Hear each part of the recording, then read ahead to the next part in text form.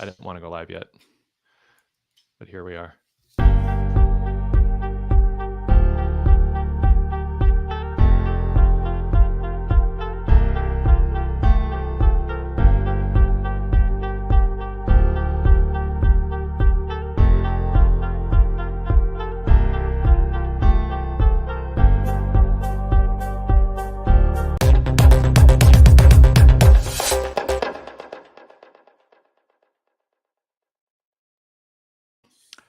Well, Dan, I think some people are going to be blaming me who have listened to me talk for a long time about how many video packages. I've been listening as well. I'm like, somebody got the memo like several times.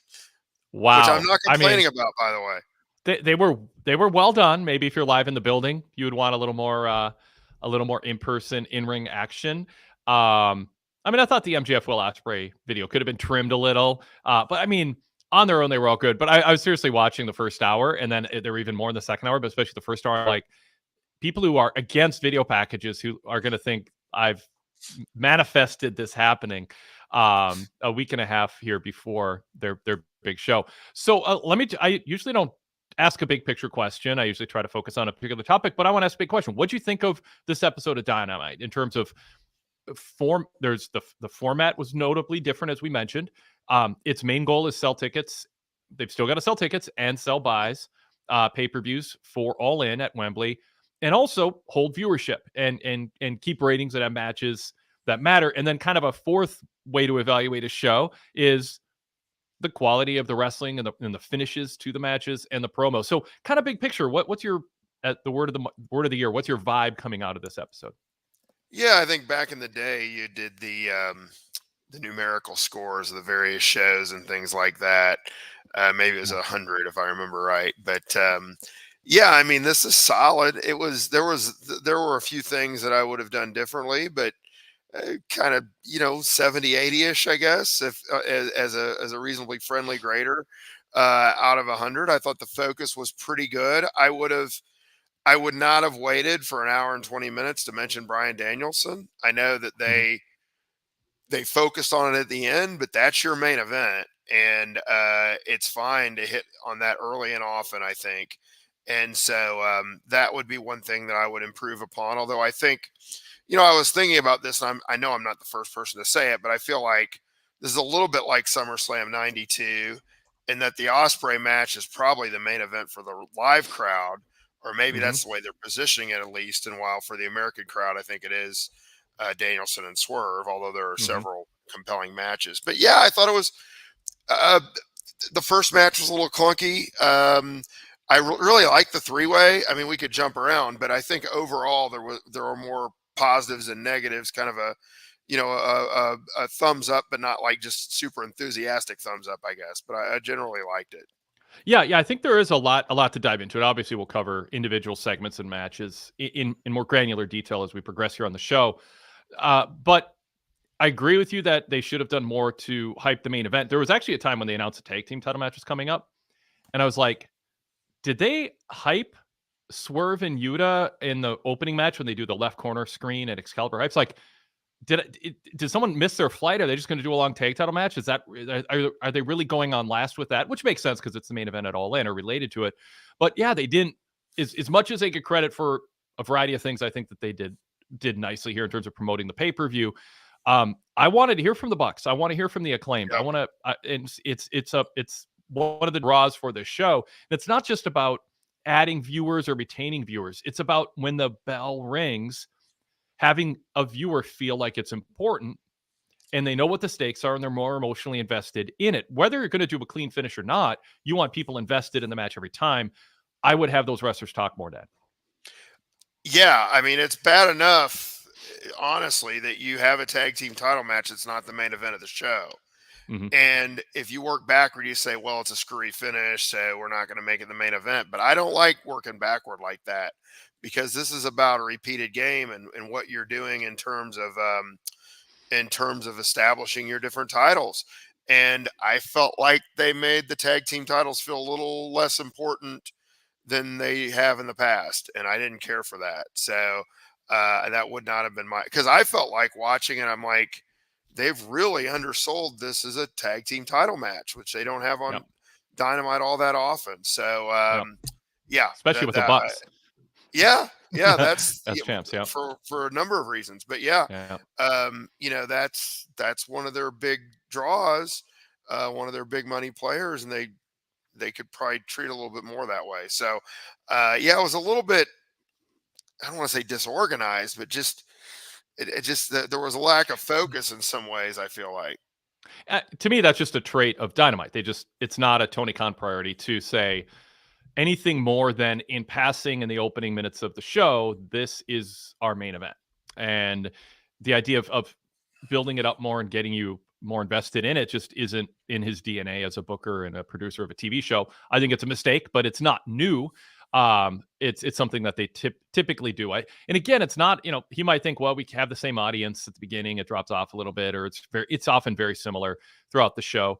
So why bother? It's like, well, because you will keep some extra people if you tell them what the main event is and they like it. If you're proud of your main event, remind people have busy lives, their minds wander, they're looking at their phones. But second of all, you just want to make the main event feel important for the people watching it. So they want to tune in next week for Dynamite and the week after, because these main event matches are framed and presented as a big deal. It adds prestige to, I mean, you can't give main event attention to every match, but you want to give main event attention to your main event or one or two key matches in the second hour. So, but in terms of making it clear, there's the big Wembley Stadium show coming up. I mean, I think they did that, and the show closing angle with Swerve leaning heel at this point. This he can recalibrate his message after the match, depending on what happens, and say, "Hey, yeah, I took things I in the build up to the fight, and we see this in MMA all the time. In the build up to the fight, I wanted to get in your head. I wanted to, I want to retain this title. I loved his statement last week that I'm not here to be part of your legacy building. I'm selfish. I want to build my legacy by ending your career, and that's fine. He got a little more nasty this week. I think it's something you can recover from. I don't consider it a heel turn. It just Swerve has an edge to him. What'd you think about last week, but in particular also then this week as a follow-up in terms specifically of Swerve's approach? Yeah, I generally agree with what you're saying there. I mean, and I think I think I heard you and Todd talk about this, but yeah, like he's a real character. Like he's three-dimensional, and there has been, and it's getting further and further away from being gray area every week. But there have been reasons where some people might compellingly had been rooting for Swerve at least a couple weeks ago. Now they've pretty clearly, established Danielson as the person that most fans are going to root for, and I think that's appropriate given the stakes of the match. And I really did like the music video as well on Danielson, and I With thought Green Day? kind of with Green Day, and I thought, and I'm sure that wasn't cheap, and I thought kind of subtly they were reminding people of how badly WWE screwed up with him when they could have ran with him. Now he got hurt, but they never really were all in with him, pun intended or not intended, whenever 10 years ago at WrestleMania. And I think they didn't, I just felt like that was kind of hidden under the surface there. And it's kind of wise to remind some fans of that, that might be, big Danielson fans, and you want to get more loyalty to AEW moving forward. So I thought they did a lot of good things. Yeah, Swerve clearly is leaning into the heel side of things. I might have had him even dominate Yuta a little bit more. I didn't feel like this was a Wheeler Yuta night. I think the end worked out just fine, but Yeah. I just, not everything has to be back and forth. Like this guy is the champ, and he's up against a real challenge. And We've been saying that since Cody went 20 minutes every week with mid-card wrestlers almost 4.5 years ago. I mean, it at least is characteristic of AEW. It's the way that they present pro wrestling, which is if you're on our roster, you're in the league of even our main eventers, and you can last 10, 15 minutes with anyone. That's their definition of wrestling. If you're on our roster, anywhere in the top half of the card or top 2/3, we are telling the story that you can be competitive. I mean, it's kind of like the NFL. Not every game is 52-3. It's competitive. And that's the way Tony books. I don't think it's a great way to build up a top star when Yuta and last week Jeff Jarrett are going, surviving that much. Now, you could, I mean, whatever. I mean, it was this week Yuta survived, but it wasn't like he was dominant or anything like that. But I agree with you. I just think there's a time to just establish your world champion is actually significantly better than the fourth best guy in a faction. Yep. Yep. Yep. Yeah. And it, they got there at the end and it worked out. But I don't need to. I mean, we agree. I don't need to repeat myself on that. It just, this is your focus. This is your big match, and it's okay to treat these guys as the very top of the top. Do you like the ref stoppage finish? Does that seem like a trapdoor cop out finish? Like, oh, we don't want you to do a job, or is that actually more humiliating to just not even being able to fight back enough? I think this was just fine. Yeah, I mean, he Yep. kicked his ass. I mean, it was. He could have pinned him, right? I mean, it was obvious he had the match won, and he wanted it to stop that way. He wanted the referee stoppage. So I've seen that done or similar things done as a cop out, but I didn't feel like this was the case here. I liked that. I just thought he could have dominated more of the body of the match as well. I mean, you don't want to give Yuta nothing, but I just thought maybe they gave him a little too much. Yeah. All right, let's pause and introduce ourselves, and then we'll get to some of the chat room comments on our opening discussion here in the A block, and then we'll get to other topics and perhaps some video callers and emails. This is the Wade Keller Pro Wrestling Post Show covering the August 14th, 2024 episode of AEW Dynamite. I am Wade Keller, the editor, publisher, and founder of the Pro Wrestling Torch Weekly newsletter. I've been covering professional wrestling as my job since I was in high school. I did it throughout college, and I graduated college and was making enough money to not have to go do job interviews. And so I've been fortunate enough, thanks to all of your support out there, to work for myself and have a 3+ decade career covering professional wrestling. And we are relatively new here on YouTube after live streaming our shows through Blog Talk Radio and audio only for over 10 years. And it's been a fun journey. And part of that is being on camera regularly for the first time and having co-hosts and our video callers on camera too. So it's been a blast. The chat room interaction is always great. I keep my eye on that. And if you are live streaming our show, you're welcome to join in the chat room. If you are listening to our show on the podcast side of things, which is what most of you still do, welcome. As always, we still prioritize you and definitely don't want to make you feel left out. That's why I always try to read the chat room comments in full and certainly refer to anything we're doing on the video side of things. But if you are watching us on delay on YouTube or podcasting, you are invited to join us live. I include a link to the live post shows in my TV reports at PWTorch.com. If you're a VIP member, PWTorchVIP.com. On the VIP reports, I include a link to be a video caller. That is a VIP and Patreon supporter exclusive feature. So if you'd like to be a video caller and be part of the show, that's where you will find that link. If you want to email us, the email address, and this is a way you can participate in the show without watching live. If you watch Dynamite, Raw, or SmackDown live, but can't watch our post show live, you can contribute. WadeKellerPodcast@gmail.com. That's WadeKellerPodcast@gmail.com. One thing that I invite you to do and encourage you to do, and I think you'll be glad you do, is subscribing to our Blue Logo show. This is our post show feed, which is a red logo. In fact, I'll bring it up. There's our red logo, but our Blue Logo show is our main podcast. And if you search Wade Keller in your podcast app, Spotify, Apple Podcasts, iOS, Android, wherever you listen, you'll see both logos pop up. Subscribe to both. The Blue Logo show right now features my flagship episode with Jason Paul yesterday, about 2 hours of conversation about a lot about AEW, a lot about WWE, a lot about Jesse Ventura and Hulk Hogan, and Jesse resurfacing, talking about the presidential election, endorsing Kamala Harris. I get into my personal history with Jesse, working with him at KFAN almost 25 years ago now, and just getting to know him and interacting with him, good and bad, over the decades, and providing insight as a Minnesotan who experienced his full term as governor. Jason Paul, also a Minnesotan, added a lot to that. So good stuff on that flagship. Search Wade Keller, subscribe today. Don't miss out on our main weekly podcast.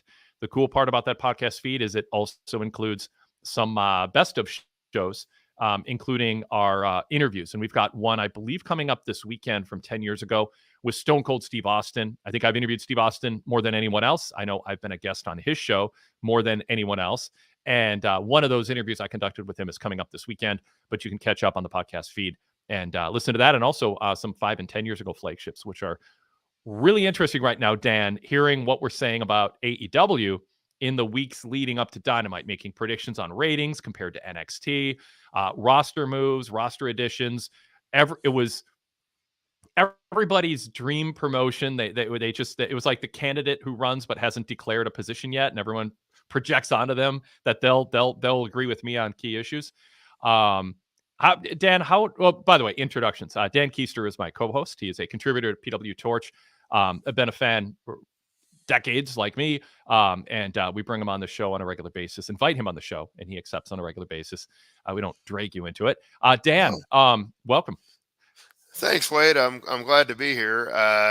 I'm probably too self-conscious about this, but I'll mention I look a little less formal than usual, and I'm downstairs instead of upstairs. My air conditioning was broken until about 10 hours ago, and so it's finally becoming comfortable in my home. But the upstairs is still a little bit toasty, so this is a little less formal version of me tonight. But yeah, I've been following wrestling for really seriously since about 1983, and I've been with the Torch, I guess, since '96, in one form or another, as a subscriber and as a contributor, and a big part of our old forum. Yeah, oh yeah, we the love that. Board. Yeah, and I still, I still interact with a lot of those folks, and met some real quality people there. So, we kind of miss some of those interactions. In this day and age, but yeah, so there's been, and you've always been evolving in terms of being one of the first, probably the first, with audio, and now doing the live video and things like that. And so it's always fun to take part in the next step, even if I'm not as photogenic as some of your other co-hosts. We're out here and happy to. Dan, I'm not going to rank. I'm not going to rank people, but you're not in the bottom half. Oh, good. Okay. Okay, I'll take that. Yeah, there we go. So I was trying to figure out how to compliment you and not get into too much trouble at the same time. There you go. Well, I'll take it. I'll take it. So and my permanent job is I teach here at Kansas State University, and so I've been in the office a lot this week. We start Monday, and it's a nice diversion to talk a little wrestling. And I plan on right now going to Dave and Buster's next Sunday, because I've kind of enjoyed that. When All In is in the afternoon like that, the Dave and Buster's about an hour and a half away, but when the show doesn't end at 10 or 11 o'clock, it's pretty easy to go do that. So that's kind of a fun environment, and I am excited about the upcoming All In show. So and generally a little more excited now than I was 3 hours ago, although again they did a mixed job of hyping the show, I think.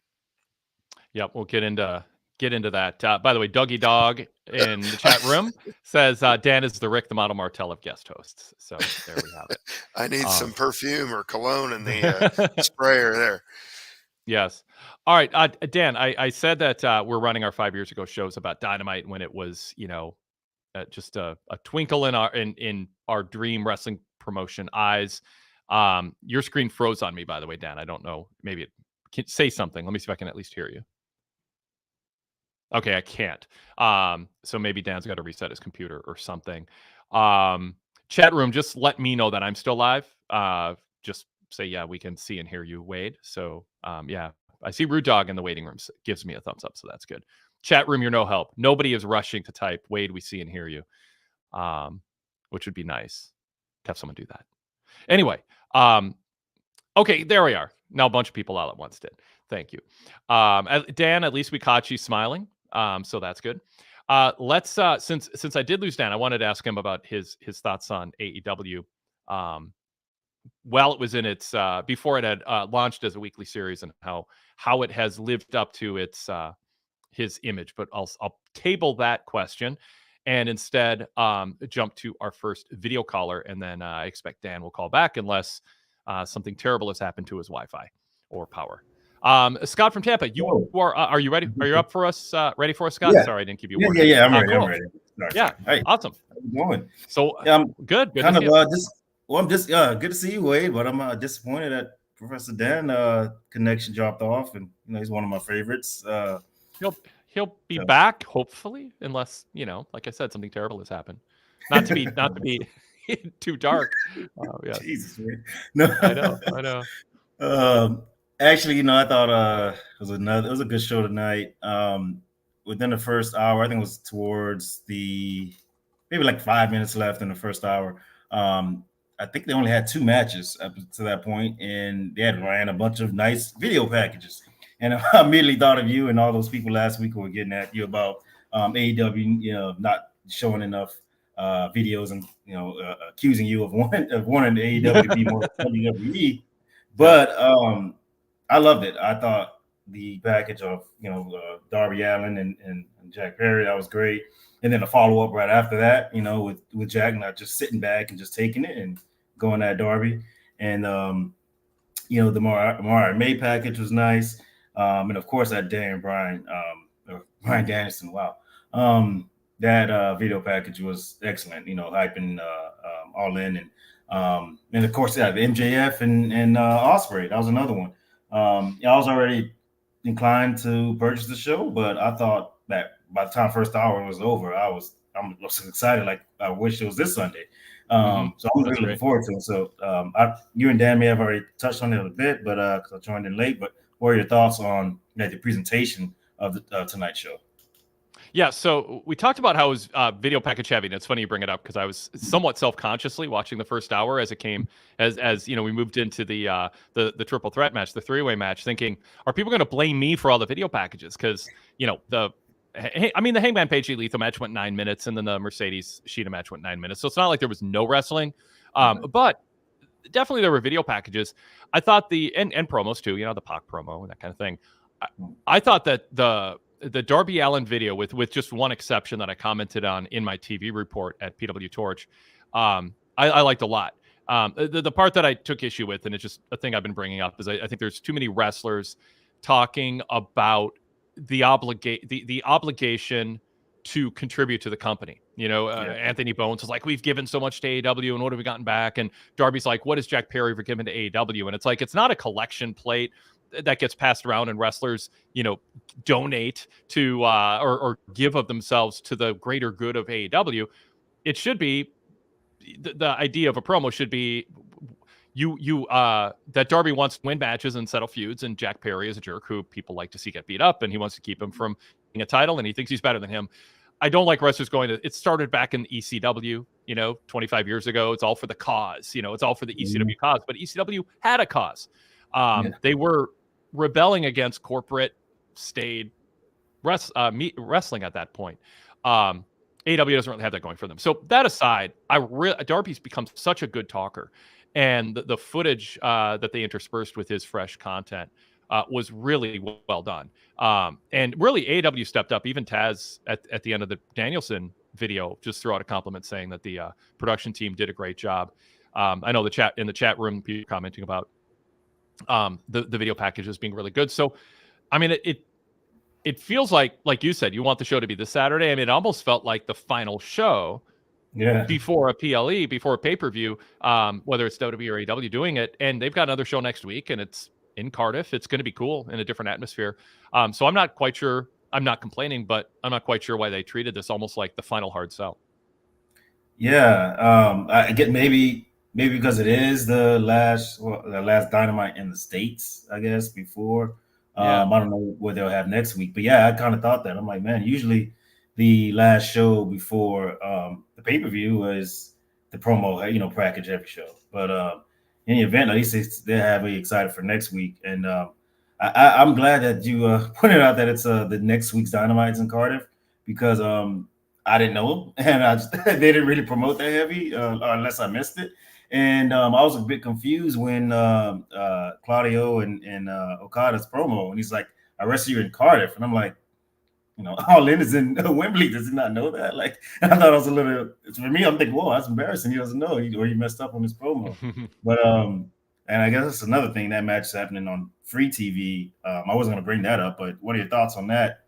Claudio and Okada next week. And does he have a match, Okada, at All In, or am I missing something? So first of all, I don't mind at all the match being on free TV, because you're going into a pay-per-view. You want a match that people are excited about. going into All In. So, you know, big hype is going to be next week, the final big hype. I mean, we got big hype tonight. And so you want an attraction. WWE, we've been complimenting WWE for doing this, that they have been good about putting a big match on the final SmackDown before a PLE that weekend. And so to me, that's a good thing. And by the way, I'll ask you, because we haven't gotten to this topic yet. What did you think of Claudio's demeanor and Okada's demeanor in that exchange hyping that match?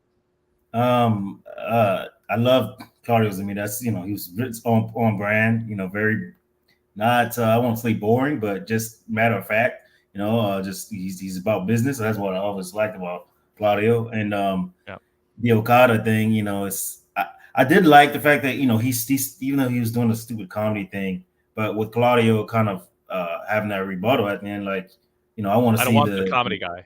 Yeah, I want a comedy guy, exactly. You know, I want the real Rainmaker. And I thought that, you know, maybe that will lead to that character change, because you know, the thing with the Elite just haven't worked.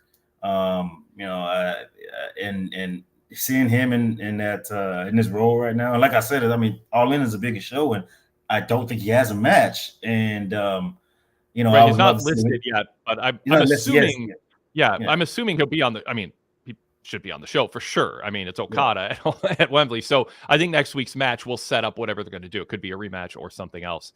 I'm gonna pause for 1 second and bring Dan in, and then bring you back, Scott. All right, cool. Scott, our video caller, was sad to see you go, Dan. So you are back, and we're just talking about Okada and Claudio, as you heard.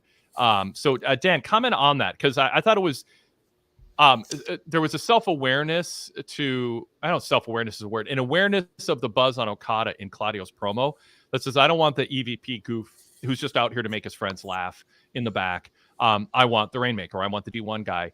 I like Claudio's persona here. I like, the way he came across. We don't see a ton of him, and sometimes he plays up that too Swiss thing that Vince criticized him for, where he just seems a little too kind of goofy, happy-go-lucky.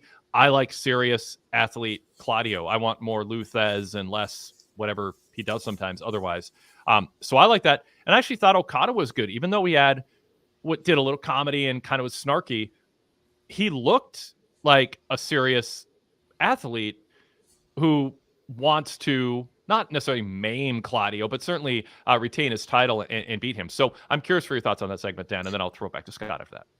Yeah, I had that in my notes as one of the highlights of the show. I wanted to make sure we got to that. And then I apologize for my it's a mess here at the Kuester house, internet, air conditioning. I don't know. But I liked Claudio better than Okada in that promo, but you were supposed to, and you could start to see signs of Okada slowly becoming Okada, which is encouraging and promising and exciting. And the idea that, you know, it's that Claudio can bring out the best in him, and he'll be forced to kind of show up. I like that. Seems to be the story they're telling, and I like that story. So I was critical of Darby in his promo, Dan. I think you might have missed this part when you were getting your internet set. Yeah, so I like Darby's vignette a lot. But one of my criticisms was just Darby saying, what has Jack Perry given to AEW? And I'm curious for your take on this, because you and I have watched wrestling a long time, and I think a lot of fans just think because ECW did this, it was wrestling as a cause. ECW was a cause. It was a movement. It was, Paul Heyman always used the term counterculture. And it was meant to push back against the corporate wrestling that WCW and the WWF had become. And so ECW is a cause. And that's the first time fans regularly chanted the name of the company. And then it's happened since then with TNA and ROH and certainly AEW. I'm just not a fan of that. I think it's not a big deal when it's in a segment, but I think it's sort of it's a mindset that displaces where the focus should be.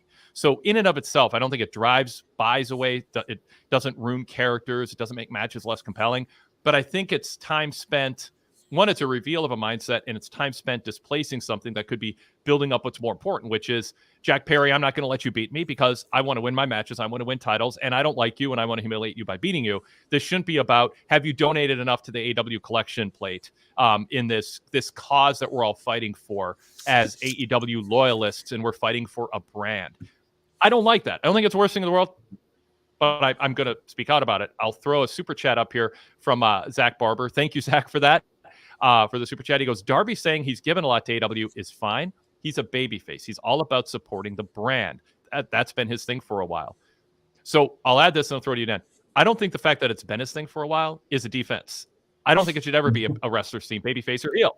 I don't think if you do something that is wrong for a very long time, that we just grandfather it in and go, well, he was doing it 4 years ago, so it must be okay now.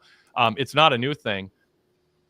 But I don't like even John Cena, Mr. Raw WWE. I don't think he should have been saying in the ring that one time, hey, I hope we all entertained you tonight. It's like, your job isn't to entertain us. Your job is to go out there and win matches and be focused on yourself. So I like selfish wrestlers focused on themselves or their friends, but not building up the company. So Dan, your thoughts?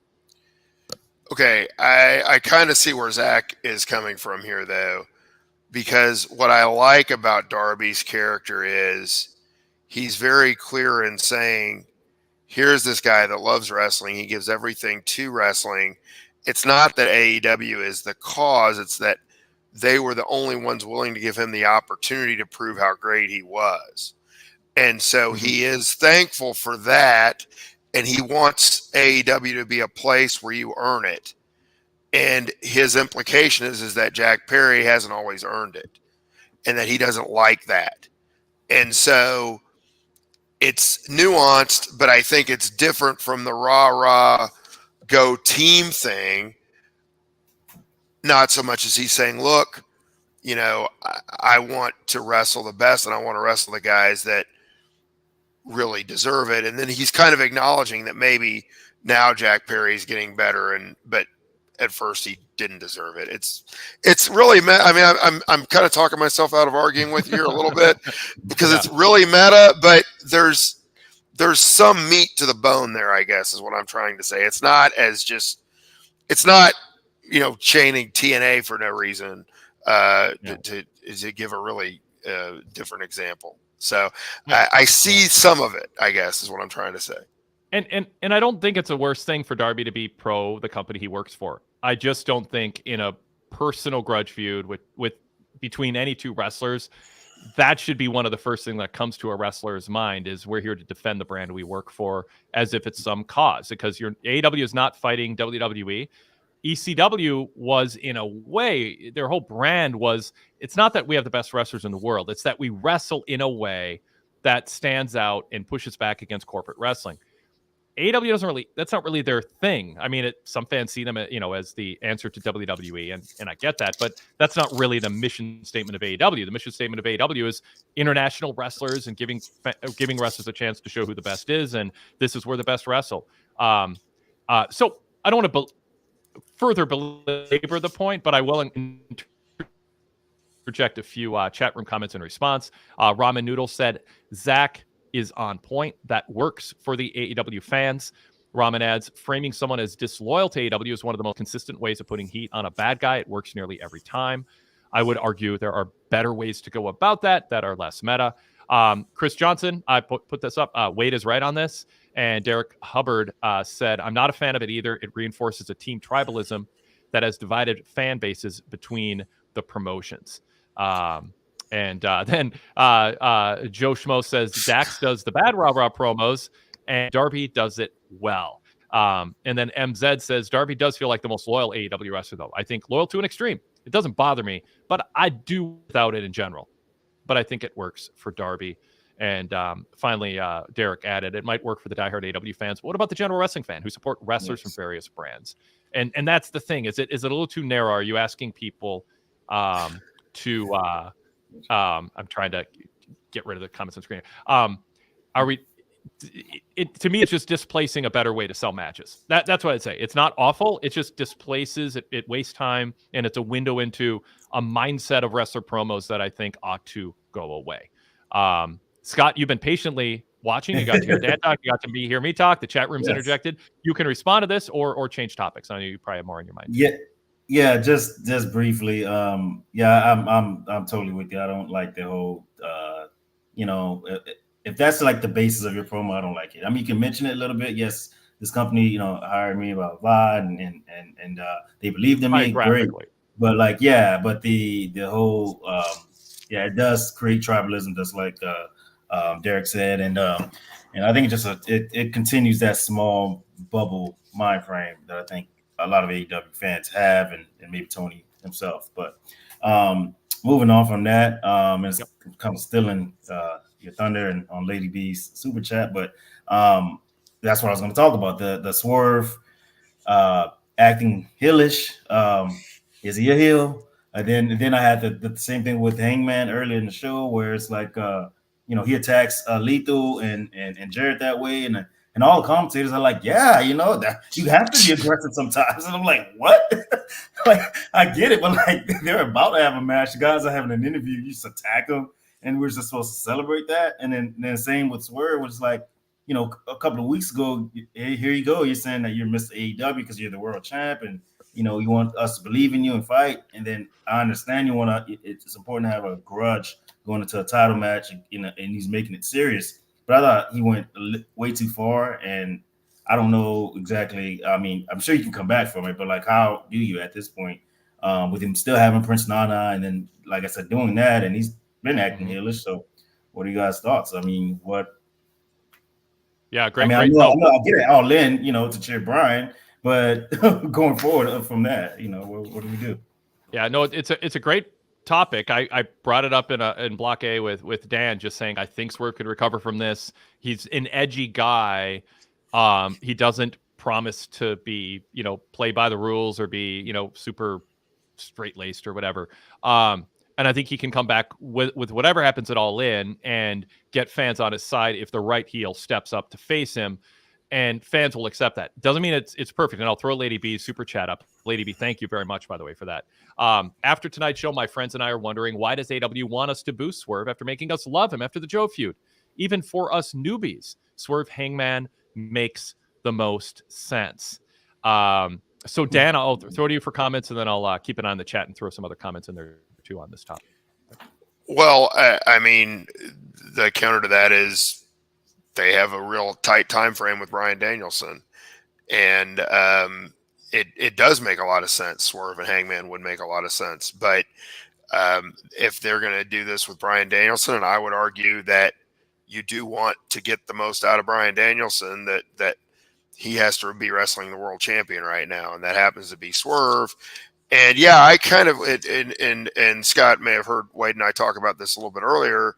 I think Swerve will be fine. I mean, he has a character that is a champion character that puts the championship first, and if he steps on some toes, so be it. And in this day and age, most people don't have a big problem with that level of competitiveness, I guess, even if he does heelish things. So I think you know, that when he does things within the context of trying to remain the champion, I have a feeling that in the long run, people will forgive a lot of that, and that, you know, then Danielson will be the fan favorite in the match, and I think he probably should be, given what he has on the line. So it's a little wonky, but I'm okay with it all, I guess. Yeah, I mean, if they made it a pick 'em, you know, if you can pick the guy who's in his prime to retire the guy on a big, you know, Danielson, the legend, on a big stage, but some people are going to like Swerve. They could have told that story and said, you know, they could just overtly talk about it. In almost every case, fans would be cheering for Danielson and what could be his last match. But Swerve Strickland has a fan base. He has earned the fans' respect. He's crossed some lines. He's pulled back now. He's explained his reasons. We don't have to think his actions are justified. But, you know, where he is now, he's representing this company, and he's doing so with trying to build his own legacy and his own legend. And if that includes stopping Danielson it might be the right time for Danielson, and fans have the right to cheer him. But there's going to be a lot of people who want to see Danielson career not end, have him win the world title, and then, you know, be talked into defending it and sticking around for a while. They could tell that story without Swerve kicking Bryan Danielson in the head from behind a week and a half before a main event title match that obviously, if you're telling a story that this could all be real and everything in wrestling, I mean, it should go through a filter of if wrestling were real, would this happen? I mean, it doesn't mean it has to be a 10 out of 10. Yes, it could happen all the time, but you don't want to stray too far from that or it takes people out of the immersive experience. So would Swerve really do this if it could threaten his title defense against Danielson, this big marquee match? And would the company be okay with it? I mean, personally, I would have said, let's not, kick him from behind. I mean, I would have voted clear, no on that, but I don't think it ruins her character. Yeah. I'm with you. I agree with that totally. This is not the approach I would take, but I think they can get away with it. Yeah, it's for me. It's definitely like Scott. Yeah, I'm sorry. I was gonna say for me, it's definitely because of on the same night of Hangman doing that, and then the commentators like praising him. Albeit it was short. It was the beginning of the match. I get that. But then juxtapose that with Swerve, and they clearly are calling it out. But because I do think, like everyone says, the money match is that rubber match, or I guess the fourth installment with Hangman and Swerve, and I think that would be a match later on this year. So, but anyway, that's all I have. Actually, I could talk about a lot more, but I won't be selfish. I'll give the floor up to the other callers. But nice to see you face to face for the first time, Dan. And always good talking to you. I wasn't trying to avoid you, Scott. I thought so. I was like, man, here you go. As soon as I get on, he's like, nope, I'm out. But always good talking to you guys. Great to talk to you. You're muted, Wade. Scott, always great talking to you. Thanks for thanks, Scott. Always good talking to you. Yep. All right, let's go ahead and move to our next video caller, which will be Rude Dog, and then the heel Mark is on deck after that. Rude Dog, welcome. Good to see you. Good to talk to you. What have you got for us? So, good to talk to you, Wade. Good to talk to you, Dan. How do you think Dan, we're gonna lose you as the camera points up even more. We're losing like your chin on the shot. I don't know if you want to aim the camera down a little more. We're gonna lose half you if we put a graphic up. There we go. Cool. All right. Go ahead, Hendrik. All right. So, what do you think about the addition of Camille to the Mercedes Moné stable? Is it helping her, hurting her? What do you think? Dan, what do you think of Camille so far? I mean, it's traditional for a heel, especially, not even especially an undersized heel, but we see what Jericho does it. Michaels did it with Diesel. You see sometimes smaller wrestlers have kind of the big bodyguard. The Midnight Express had Big Bubba Rogers. It gives it helps offset an instinct that I think some fans have to want to cheer her. Yeah. Yeah, because of her wrestling style, her stardom, or whatever. So, Dan, what do you think of Camille so far? So, I have a little bit of a bias here because I was really watching NWA when she was with Nick Aldis, and I just thought that was fantastic. And so I'm really inclined to like it, and I don't know if my previous experience is shading that a little bit because I think it works really well generally. And I do think it makes Mercedes more heelish. And I thought there were a couple things in that entire match tonight, including some of her interference that was a little clunky. And with Hikaru Shida, you usually don't see that. So I didn't think this was the greatest night for Mercedes necessarily. But in general, I like the story, and I agree with the comment on the screen. They do seem to be developing a nice chemistry for not being together that long. Yeah, for our podcast listeners, Derek Hubbard said, I thought tonight was a good night for the Camille Mercedes pairing. The two prior weeks did not work. There was a lack of chemistry. Dan, talk more about Camille's work prior and what stood out to you, or what people can look forward to that maybe we haven't seen yet. Yeah, just that, she was, and this has been a few years ago, but Nick Aldis was kind of the traditional NWA world champion, and she was the muscle behind that, and she played it really well. And in that case, the male-female dynamic would occasionally come into play too, where it might be difficult to get to get revenge on her in certain circumstances, but she was kind of this stoic, tough woman that really came across as a compelling character. And then Nick Aldis at the time was the classic NWA World Champion, or playing that really well. And I know in his current role, people may not quite realize all that, but you know, he can go, he can wrestle, and yeah, it was good stuff. They were doing that, you know, they were doing a pretty, I don't know if it was weekly, but they were doing those broadcasts from Atlanta pretty frequently, where you could follow it week to week. I think they recorded a bunch of stuff at once under the Billy Corgan stuff. Yeah, I like the updated China reference. That's a good comparison. I mean, Derek had in the chat. For Derek, the chat for audio only listeners says, Dan is on the money. I love the Nick Aldis Camille pairing. She was an updated China. I thought, by the way, Taz cracked me up because he goes, you know, she's a big woman, like that. She's a big woman, and then like there's a couple beats, and everyone's processing in their head, is that going to get him in trouble? It shouldn't, you know. Obviously, he means tall and muscular, and then Taz goes, by the way, by big I mean tall and muscular, and then he goes, she's bigger than you, Shivani, and I was like, Tony's not a big guy. Let's sell the idea that he's like, you know. I was hoping Tony would say she's bigger than you, Taz, but he might not have made it out of the announce booth. Yeah, Tony should have said she's got a foot on you, Taz. Yeah. Anyway, that was just a fun little moment. Yeah. So my short answer, Hendrik, is I like it. I like them as a pairing.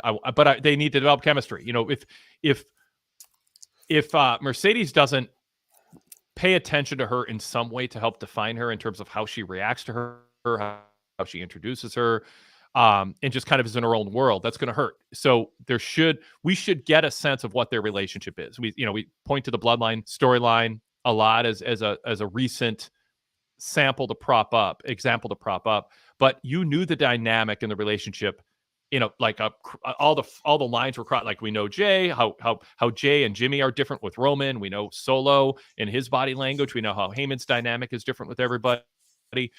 Sam even Zayn had a different relationship with each of the people, and so develop that. Sit down. If I'm Tony Khan, I myself or have someone else who works for me sit down with them and say, I want you two to talk 10 minutes off camera and tell me about what your dynamic is outside of the ring in kayfabe land. And then I want that to manifest on air. I want to see that. I want our announcers without notes to be able to watch you guys and pick up on how Camille feels about Mercedes. You know, we saw that with Mariah and Tony, and there was a lot of body language with Mariah, and we knew week to week how she felt. There were changes. There are things she reacted to differently.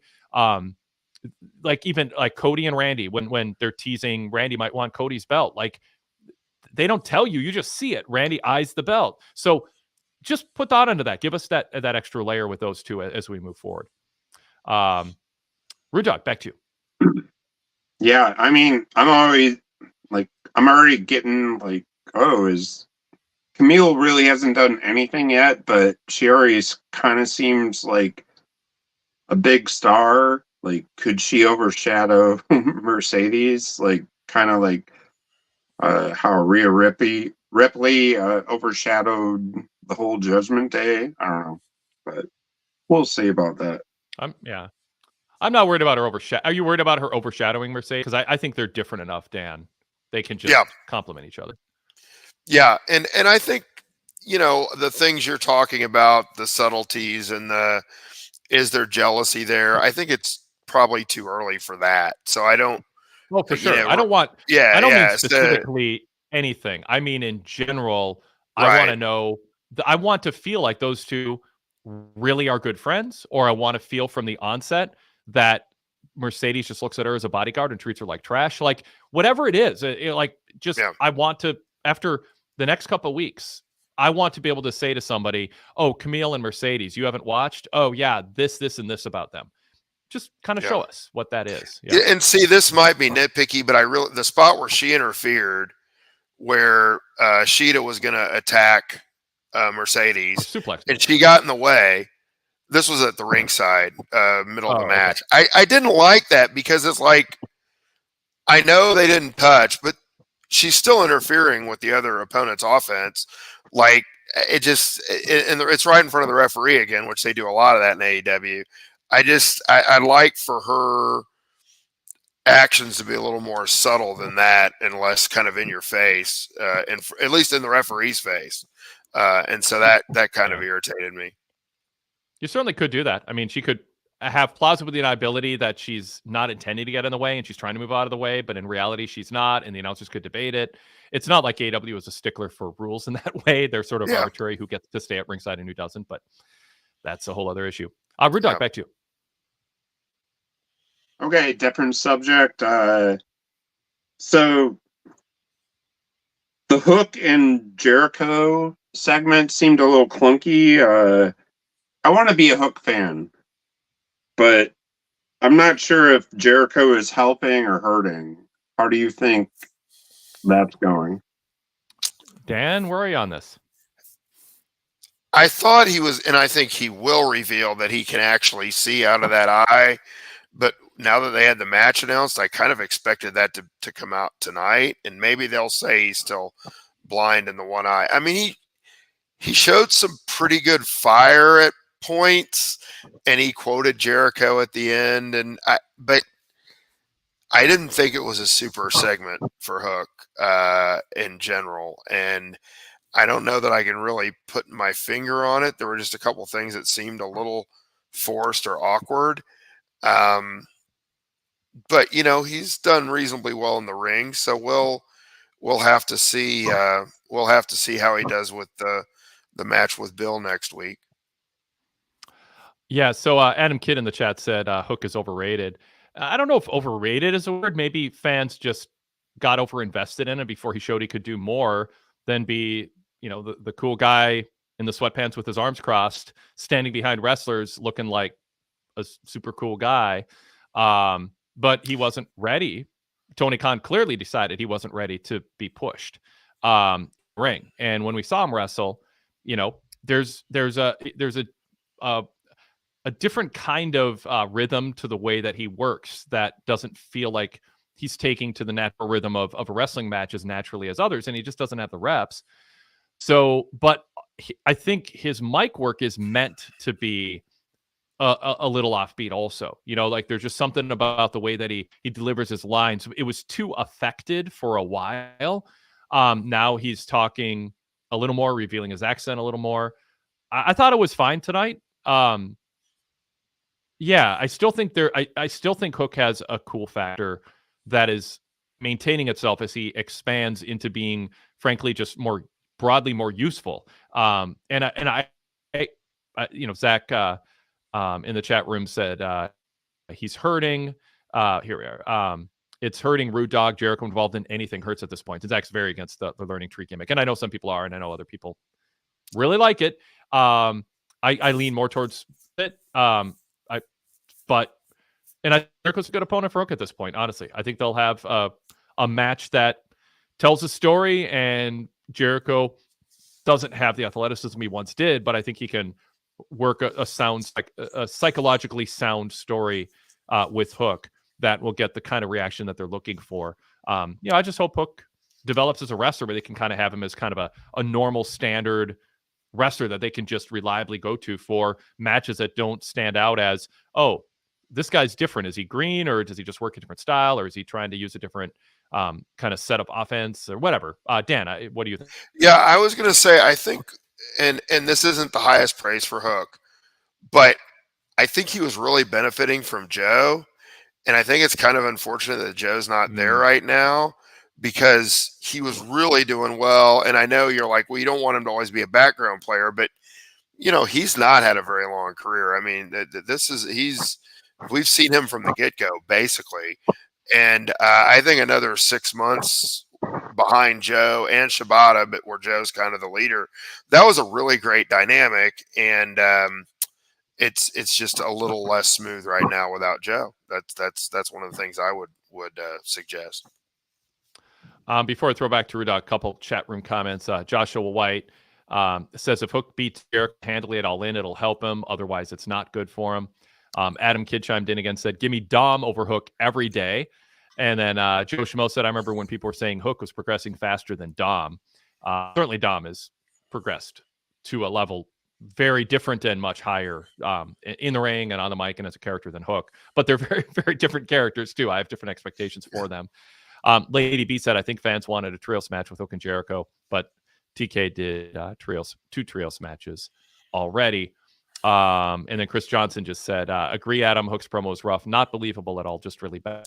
I'm not in the, I think Hook is executing what he's going for. I mean, I think he's a guy without a lot of words who has a different inflection and an accent. I don't know that he's not succeeding at what he's trying to do. It just might come across that way to people.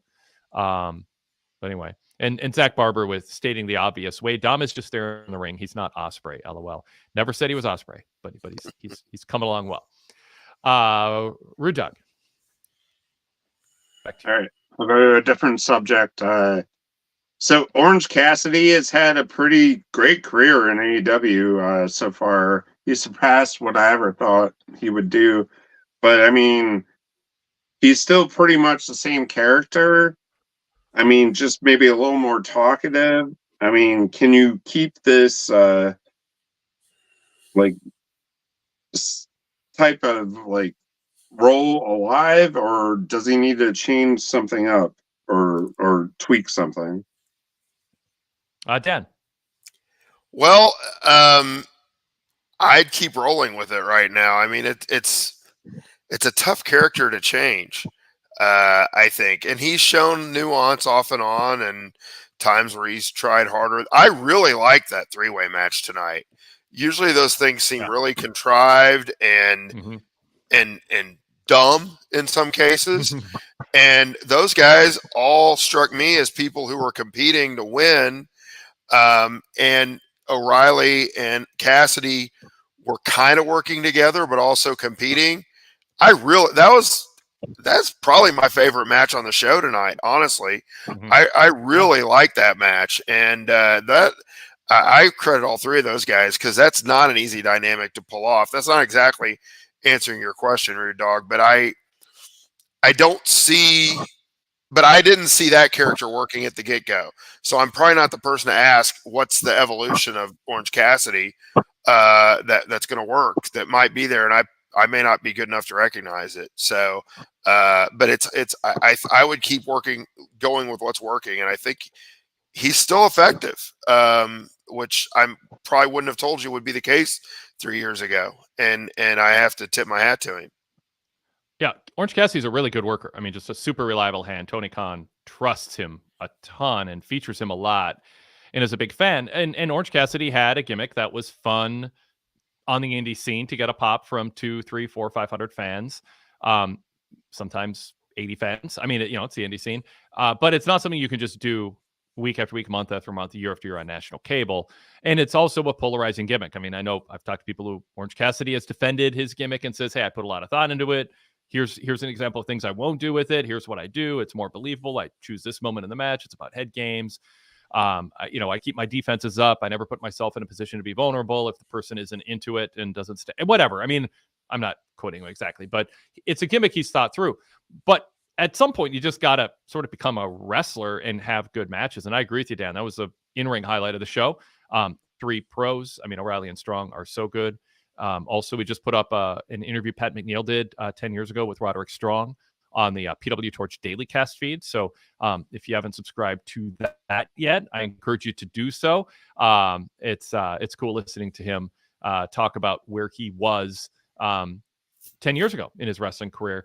And he is, he's always good for a good match, and so is O'Reilly. But Rude Dog, anything more you want to follow up on as far as Orange Cassidy goes? I mean, I like the guy a lot. I mean, I met him before. He's a super nice guy, but I feel like sometimes you gotta just tweak it a little bit more until you don't even realize that you tweaked it, type of deal. But that's about it. Yeah. Oh, and one last thing. I'm sorry, Wade, that your rookie quarterback from the Minnesota Vikings, JJ, has gone down out for the season. Yeah. I mean, I'm originally from Michigan, so I'm a kind of Michigan fan. So that's where he came from, and to see that go down, it's pretty gut busting. Well, he's going to be around a professional football team all season. He's going to be back on his feet pretty quick, and he's going to be holding a clipboard. He's going to be watching Sam Darnold as a veteran do his thing, make mistakes, correct it. He's got his head coach is an ex-quarterback coach, an ex-quarterback who's going to teach him a lot, and it's going to be school in session. And now there's no quarterback controversy either. I mean, it's just like fans would have been clamoring for him to play the first time. The journeyman veteran. Yeah, exactly. So, I mean, in a sense, I'm not happy about it, but I'm also like, okay, I don't have to sit here and hate watch the journeyman starter free agent 1-year contract guy and hate watch him hoping he does poorly so we can see JJ. JJ's got a chance now to learn, watch, and it's not a type of injury that I think threatens his career in any way. I mean, it seems very fluke-like, and the fact that it was worse and he has to have the full surgery actually means he's less likely to get injured next year than if he just had a little corrective surgery but didn't get it fully repaired. So I don't know. I mean, I didn't expect them to draft like a quarterback I'd be excited about this year after signing Darnold. So anyway, that's enough Viking talk for us, but all right. I didn't want to get all Jason Paul on you, but I know. Yeah, we covered. Yeah. Thanks, Brew Dog. It was good talking to you. Have a good night. Oh, before you go, someone asked about your t-shirt. What's your t-shirt? Oh, it's Les Ingobernables de Japón shirt. Old LIJ shirt. So awesome. Whatever. That's Thanks. it. All right. But Joshua White said, someone clarify what Rude Dog shirt is before he signs off. Oh, now I've frozen. Can you hear me, Dan? Yeah. Oh, good. Now I'm back. Yep. My screen, my browser froze, but I don't think my internet did. Joshua White said, someone clarify what Rude Dog shirt is before he signs off. So cool. Thanks, Rude Dog. I'm sure we'll talk to you soon. All right. Cool. Couple chat room comments. Let's see if Hook. Oh, I already covered that. Okay. No, I won't. I'll just go to the heel Mark next, our video caller. Mark, hi, welcome. Guys. Good to see you again. Hello. Perfect. Hi, guys. Funny. Well done. If you want good wrestling content, you should sign up for the PWTorch VIP. I'd say so. That is correct. Hey, there's a plug. 7-day free trial on Patreon, folks. You can hear the full VIP lineup, get these shows, podcast format, all the ads removed. And it's a robust lineup. This is not a complete lineup of shows. You can get full details at pwtorch.com/govip. Get a full membership, access to 35+ year library, which is crazy cool. I would have loved to have. Well, it's self-serving to say it, patting myself on the back. I would have loved as a fan when I was young to have this product to dive into and learn about wrestling history, audio, and all the newsletters and all that. So I encourage you. I don't think you'll regret it. And we certainly appreciate your support.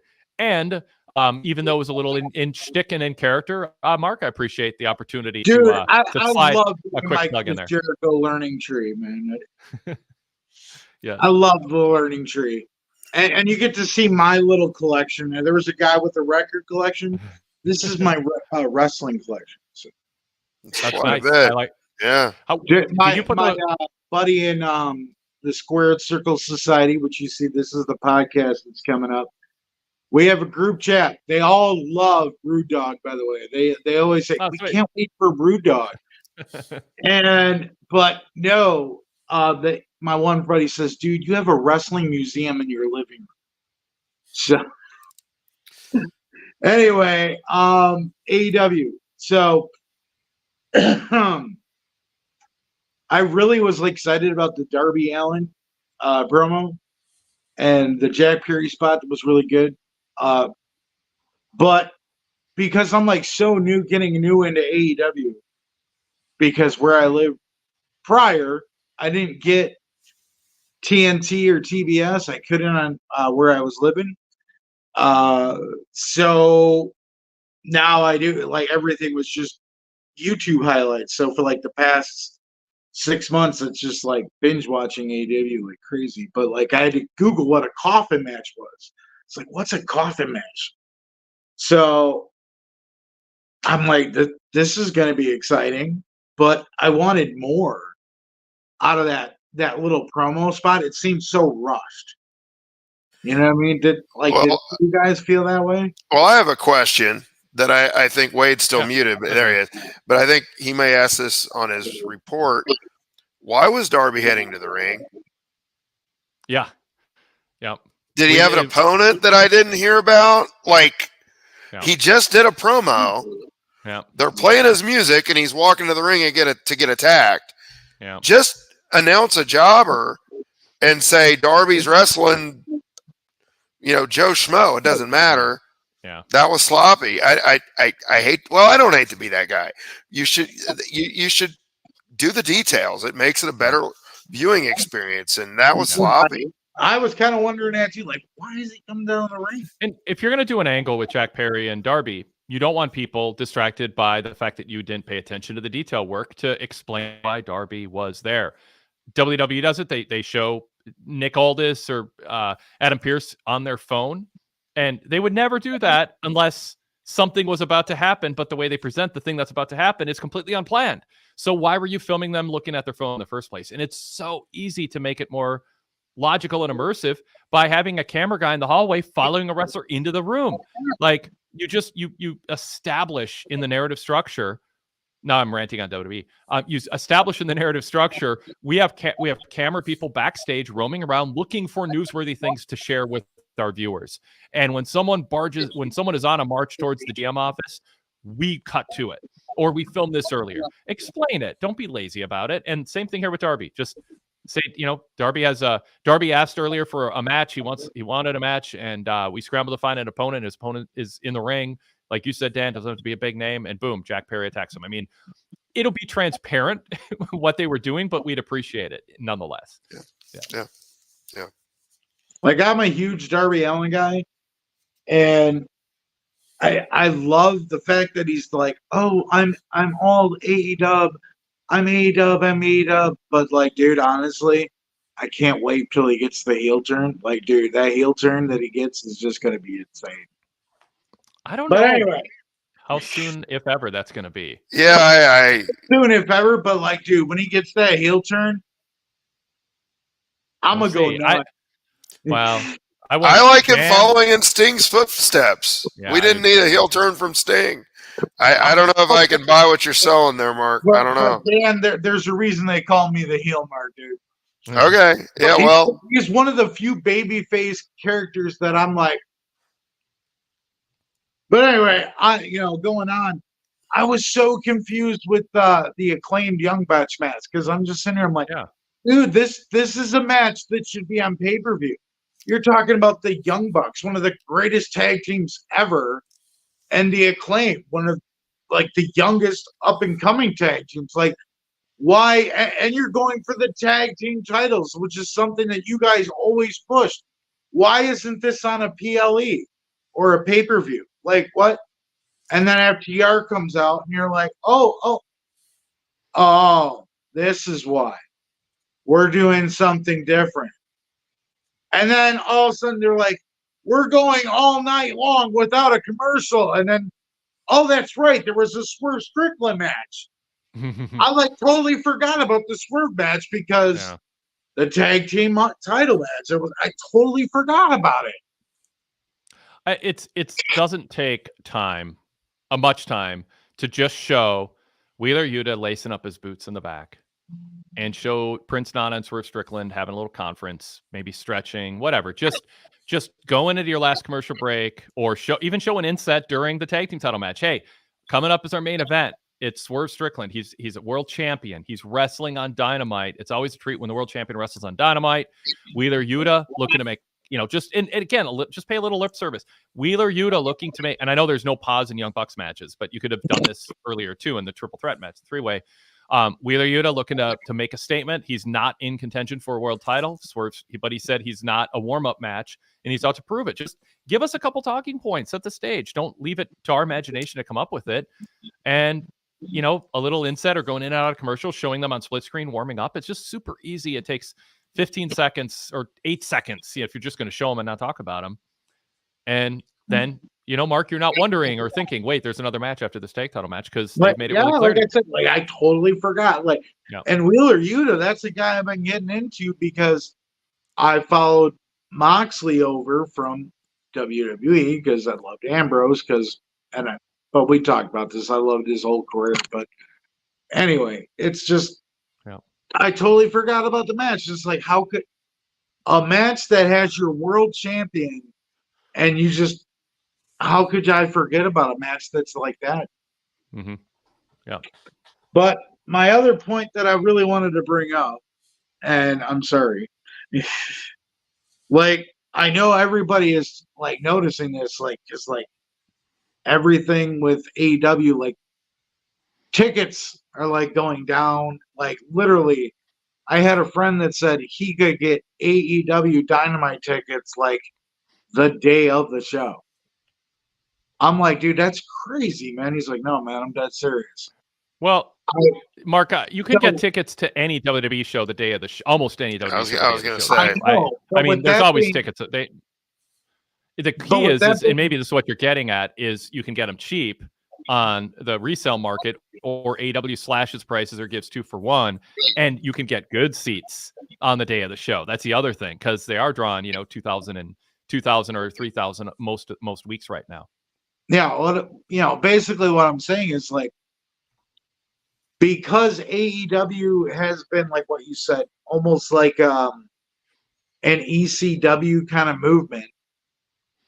What do you think the future is for AEW? Like, do you think it's going to fade and die out? Do you think they're going to get bought out by another company? Dan? I'm getting ready to teach sports econ, so I have to brush up on this.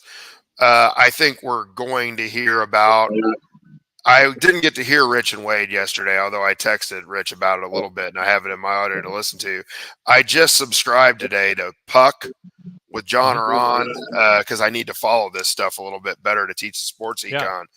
But I think there's a contract that's probably been agreed upon with Warner Brothers. I assume that's what Tony's been hinting at, and that is the driver of revenue for all these companies is television revenue.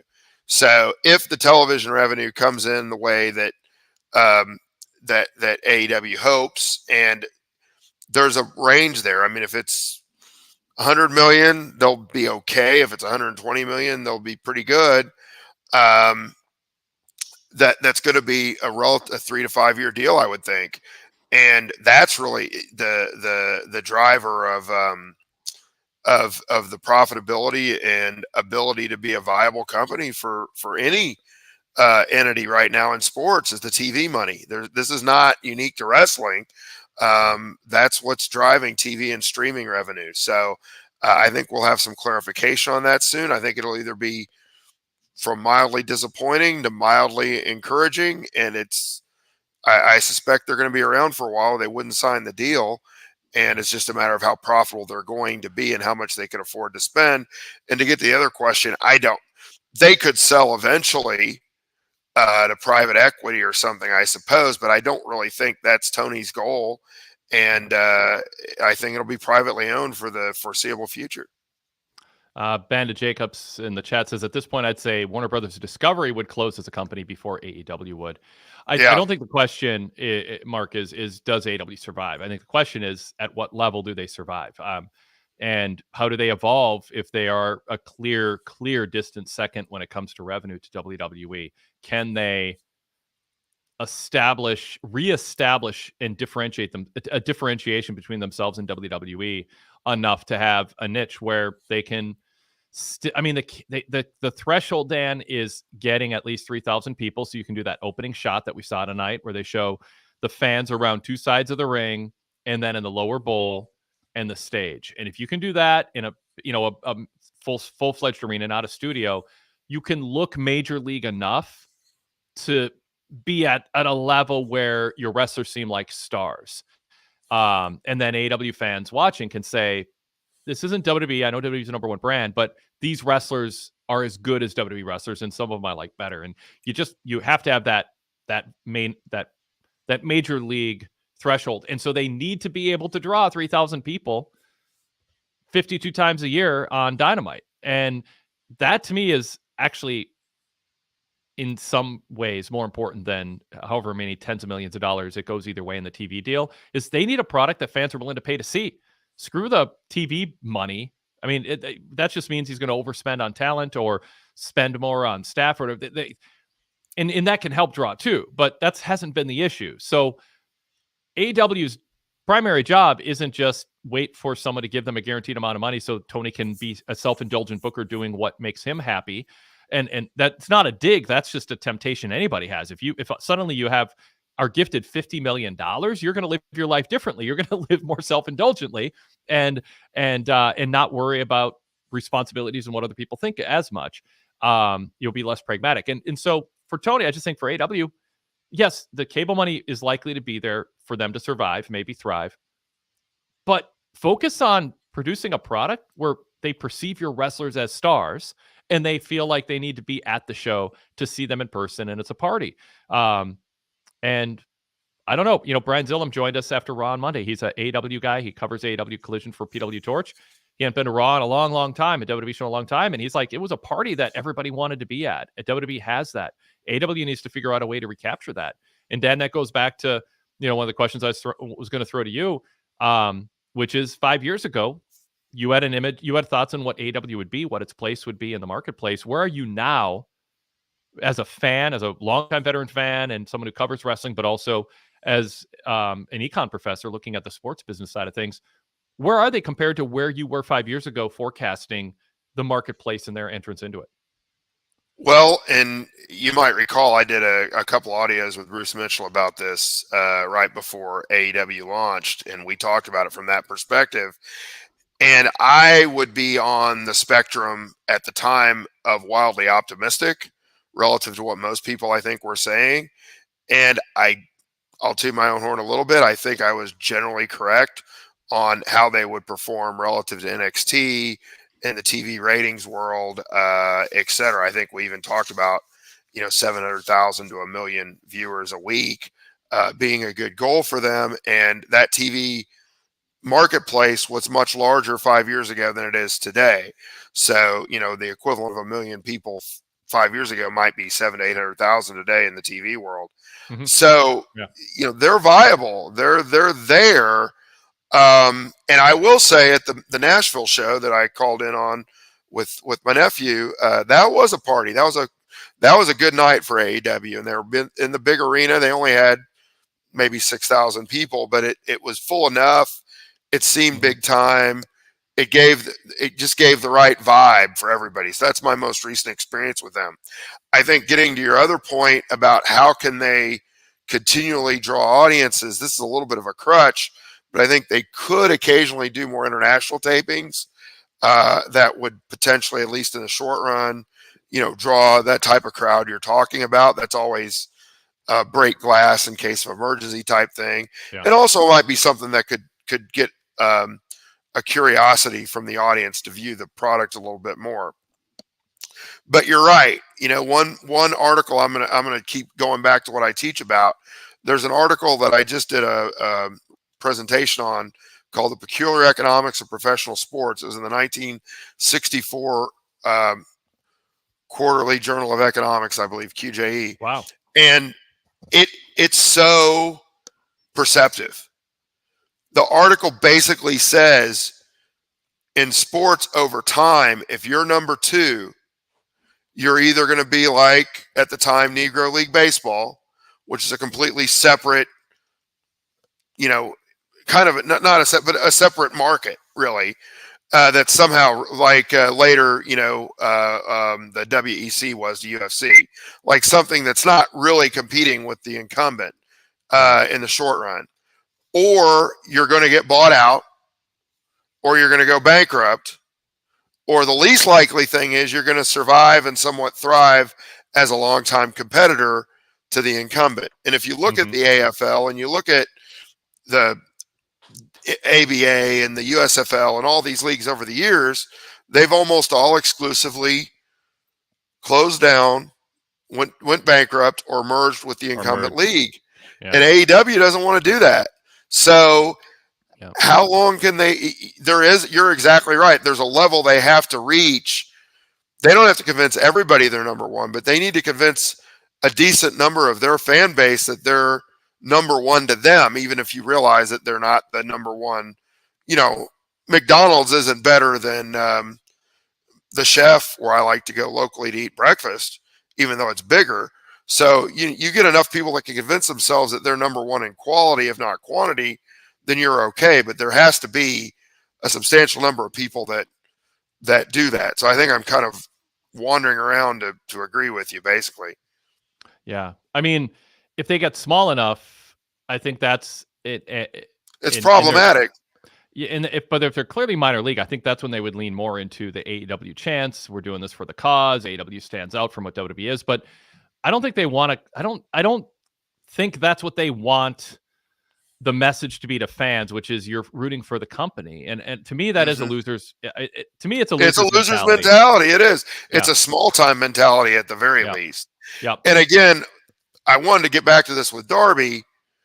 I would argue Darby is saying the Bucks are the enemy, not WWE. Like the Bucks are the ones that are trying to reward laziness and not virtuous, strong wrestling. They're just a bunch of cheaters. And I think there's a story you can tell there that doesn't jump into the woe is us, we're the little guy thing that's being discussed. Yeah, for people that didn't see the show, Darby talked about the journey Jack Perry took in pro wrestling compared to him. He said Perry wrestled a few indie shows on the West Coast, and he said that Perry is himself a child who takes everything for granted.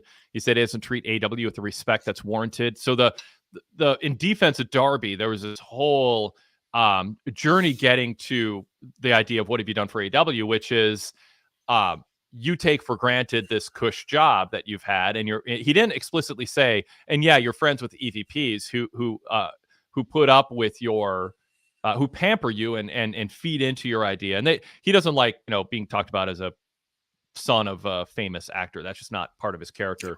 It barely gets mentioned, and they people know not to go there. But nevertheless, Darby is saying, I just wish in the end he didn't say, what have you done for AEW? Like, instead, I just wish he made it more personal and said, you take for granted that we have this platform to wrestle each other and show who the best wrestler is. And your own insecurities prevent you from just going out there and trying to prove you're better. And frankly, you're underachieving because you're pampered by associating with the EVPs, the Bucks, who someday you're going to realize are stunting how good you could be. But right now I'm better than you, because you're pampered and you take things for granted.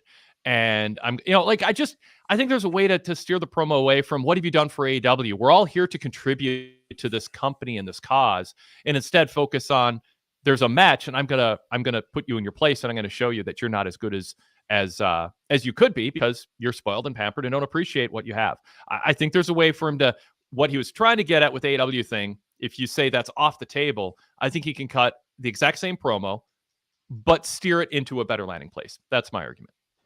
Yeah. Yeah. But I thought it was generally pretty good. I don't disagree with your critique, but that was my point, is that I wasn't too taken aback by what he said. Yep. Yeah. No, I wasn't either. I mean, this is just more me saying, hey, here's a good segment, a good promo. I think it landed overall well with what its intent was, but let me pluck something out that's a little that shows up now and then, and I think it's a weed growing in a nice garden that should be pulled out. I was so much more annoyed that we had no idea why he was going to the ring. I know. I'm glad you're the one. What are you doing? Yeah. Yeah. I'm glad you pointed that out, because if I did it, people would say I was nitpicking. But when you do it, you're the professor. You're the guest host. So people are more tolerant.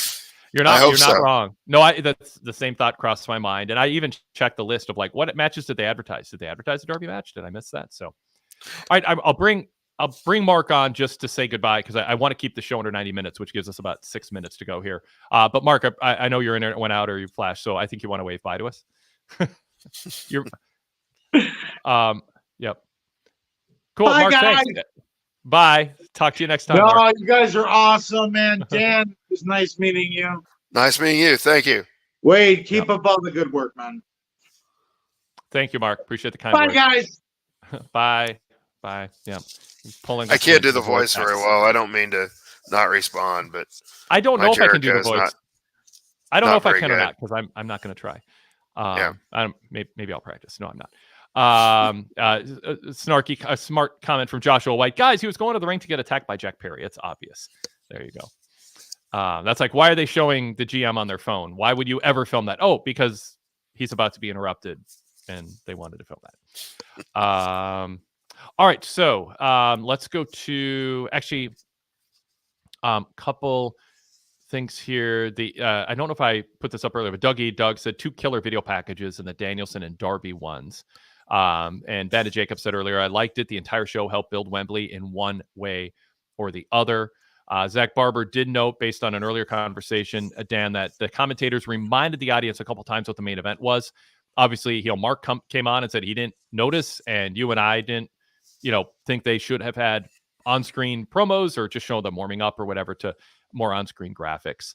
And then regarding our Swerve Strickland conversation, a bunch of people commenting just on, can he come back from this and be cheered? Derek Hubbard said, my thoughts at the conclusion of the show was he went so far toward a heel turn, it would be hard to cheer Swerve with the same vigor after the match with Bryan. He attacked him from behind. Bandit Jacob said, seems like most of the live crowd has been choosing Swerve so far. So a few comments here. Dan, I'm not sure if I agree with that. I think the Swerve's house thing gets so loud that it might be a little bit overwhelming, but I don't know that they're all necessarily in favor of him over Danielson. I could be wrong. I think that when a chant like that's that popular, it may not necessarily mean they would root for him in the match. I wanted to mention the Mariah May. I thought that was outstanding. The video she put together. It was short, but if they promoted it as a movie, and it wasn't a movie. So I felt a little bit like I liked the video, but it seemed like it's kind of false advertised or framed in a way that didn't deliver. It was short, but I wouldn't say it didn't deliver. I really found it compelling. What my point on that is it delivered something other than what was advertised. Like that's fair enough. Yeah. We expect of a black and white movie. Well, and the things she did were kind of extended clips when she would do the quote unquote movies, back at the beginning of that character. So that's fair. But I just want to make sure I mentioned that I really did. I really liked that. I thought it was quite good. No, yeah, I agree. We will both die, but I'll get to write your eulogy. In other words, I'm going to outlive you. I mean, I don't like death being brought up in promos when it's like, I'm going to kill you in a match, because it's like, no, you're not. So now it's just stupid. We know you're not. But if you go, we're both going to die, but I'm going to outlive you, that's a different story. And I like the line, the biggest mistake for you is being alive at the same time as me. In other words, a lot of people face that in, there's a ton of basketball players who are like, well, if it wasn't for Michael Jordan, I'd have some rings, like the biggest mistake you have is your career being at the same time. Nadal, Federer, and Djokovic, I mean, if one of them wasn't around, the number of Grand Slams the other two would have had is overwhelming. So, Yeah. Okay, let's go to email or two to just wrap things up here, and I'll throw to you, Dan, for anything we don't cover. Zach Barber says, gentlemen, I'm honestly surprised Wade didn't come onto the show looking like Bubba Ray Dudley after he put a woman through a table. AEW really brought it with their video package game tonight, and showing footage from Collision and Rev Pro, to the great MJF Ospreay video, to Mariah May showcasing her sociopathy. I feel like I'm mispronouncing that. To the stellar Danielson retrospective. To the stellar Danielson retrospective set to Good Riddance, Time of Your Life by Green Day. The production team knocked it out of the park. They did an excellent job setting the table up for All In. I just wish the tag title match didn't have that finish, regardless of how clever it was for Matthew to bait Dax. I did like the finish of the main event, though. It's not always that we get a referee stoppage. Swerve can get away with saying what he said, because that's who he has always been. Everything is percolating nicely toward All In. I think we just kind of brushed past the finish of that match, and then Christopher Daniels said that he's just going to have the Acclaimed and FTR wrestle each other on Collision. So it looks like we might avoid a triple threat at All In, but I'm still not ruling that out. Dan, what do you think of the finish and where they're heading? I mean, it explained why it wasn't the main event. It was kind of a cheap finish, but I guess you can get away with that from time to time. I suspect they're going to do a 3-way. There'll be something inconclusive Saturday, but I would prefer it just to be FTR myself. I know it's redundant from last year. They're a little bit shorthanded, I suppose. I thought Bowens had a pretty good night, as especially when he was playing Ricky Morton in there.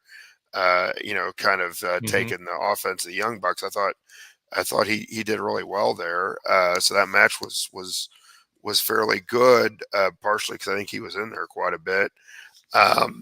So yeah, we'll see where they could go any direction with it. I think it's really unfortunate if they don't have FTR on the big show. So I think they have to figure out a way either that they're against the Bucks again or it's a 3-way. That would be my impression. But I'm a big fan of those guys, so that's where I'm coming from as far as that goes.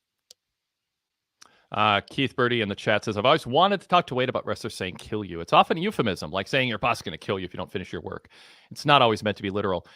Dan, I would just say in wrestling, when when a wrestler is saying, here's all the physically violent things I'm going to do to you, and it's a ring and you're in a ring, the bell rings and you get to fight. When you say you're going to kill someone, it feels more literal and less euphemistic. Yes, there are times it's clearly a euphemism. It's clearly not meant to be taken literally. In wrestling, it's almost meant to be taken literally. Why else would, when fans say Joe's going to kill you, they don't really mean he's going to kill the wrestler. They're saying he's going to destroy you, and that's more euphemistic. Right. But when you get worked up in a promo and this enemy invaded your house or beat you up from behind or bloodied you or tried to end your career, and you go, I'm going to kill you. I interviewed Scott Hall for a Torch Talk for the Pro Wrestling Torch newsletter, and I should just have that clip ready to roll because Scott is one of the great wrestling minds. Tortured in many ways, and sad that he's gone now, but super, super smart wrestling guy. And I should find that clip and just have it ready to play for people because the way that he explained why it's just super dumb and counterproductive for any wrestler to say they're going to kill someone when the goal in wrestling, and it should always be enough. It should be enough to pin or submit them. And when you start raising the stakes, even in a grudge match, to something more than the way to solve this is I'm going to make you hurt and you're going to be feeling the beating for weeks. Yeah. I was going to say that. Yeah. I've got Georgia Championship Wrestling on my TV right now. I watch so much old wrestling. Just one of my leisure activities, whether it be Florida, Georgia, Mid-South, whatever. And it would be very frequent when they'd say, I'm going to put you out. Like you're not going to be able to make money for a while. Yep. That feels real. Yeah. It's like that could happen. Yep. Yeah. It's like, you've put me over the edge and you're going to be sitting there not able to wrestle for a little bit and you're going to be thinking about me. And because it is so real, you look at that, you're like, oh boy, this guy means business. And I think Jerry Jarrett has said something similar, maybe to you, that's just ridiculous. And it doesn't lend for good TV because you're watching it going, well, we know that's not going to happen. So why am I investing in this? Yeah. So yeah, absolutely. I'm totally with you on that point. Cool. All right. We'll go to JB from Detroit. Was it a good idea to pair Mercedes against Sheeta? Lately, Sheeta's been acting more heelish, and the crowd seemed to be split 50-50 in favor of both wrestlers. I'm not sure if that's what you want for Mercedes heading into her big match against Britt at Wembley, with Britt a clear-cut babyface. Fortunately, unfortunately, I don't think most fans are thinking about Sheeta either way because there isn't really a consistent presentation of her persona. Dan, what do you think? They wanted to get the best match possible, I think, and she's one of the best workers that they have, but I would try to make her more special than that. That wasn't, I don't know, that entire segment seemed a little bit off in terms of, I mentioned the thing that annoyed me about the ringside interference, and I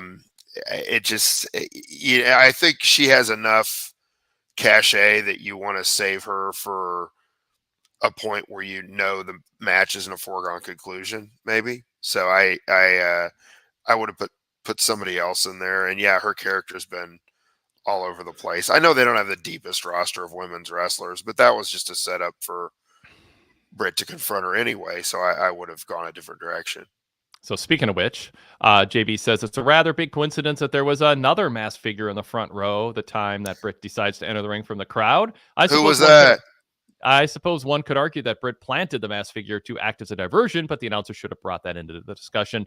I made that point in my report, PWTorch.com, covering Dynamite. I was like, all I was thinking about after the match was over is, who was this poor person? Yeah. Did they volunteer to take a beating? Why are the announcers not wondering who this was? Was it a fan?